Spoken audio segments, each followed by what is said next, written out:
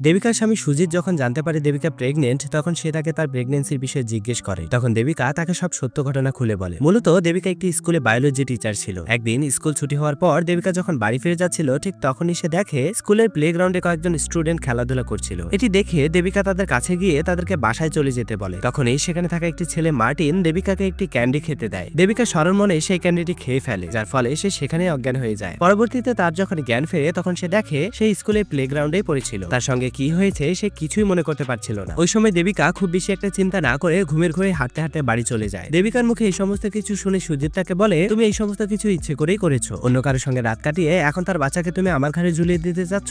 এটি বলে সুজিত রাগের মাথায় তার বাড়ি থেকে বের হয়ে যায়। আর তার এক বন্ধু কেভিনকে এই সমস্ত ঘটনা খুলে বলে। তখন কেভিন সুজিতকে বলে, আমি তোকে আগেই বলেছিলাম নিজের বউকে সবসময় নিয়ন্ত্রণে রাখতে হয়। যা হওয়ার হয়ে গেছে, এখন এই বিষয়টা জানাজানি হওয়ার আগেই তুই দ্রুত দেবিকার অ্যাবর্শনের ব্যবস্থা কর। কেভিনের মুখে এটি শুনে সুজিত বলে, তুই একটু গিয়ে আমার বউকে বোঝা। আর তাই পরের দিন সকালে সুজিত কেভিনকে নিয়ে তার বাড়িতে আসে। তখন কেভিন দেবিকাকে বলে, আমাকে সুজিত সবকিছু বলেছে, এই বিষয়টা জানাজানি হওয়ার আগে তুমি অ্যাবর্শন করিয়ে নাও। কেভিনের মুখে এটি শুনে দেবিকা খুবই রেগে যায় আর তাকে বাড়ি থেকে বের করে দেয়। পরবর্তীতে সে সুজিতকে বলে, এই কথাটা তুমি আমাকে সরাসরি বলতে পারতে, মানুষকে আমাদের ঘরের কথা বলে তুমি কাজটি ঠিক করোনি। দেবিকার মুখে এটি শুনে সুজিত তার ভুল বুঝতে পারে। এরপর তারা কি করে জানতে হলে অবশ্যই চ্যানেলটিকে সাবস্ক্রাইব করুন।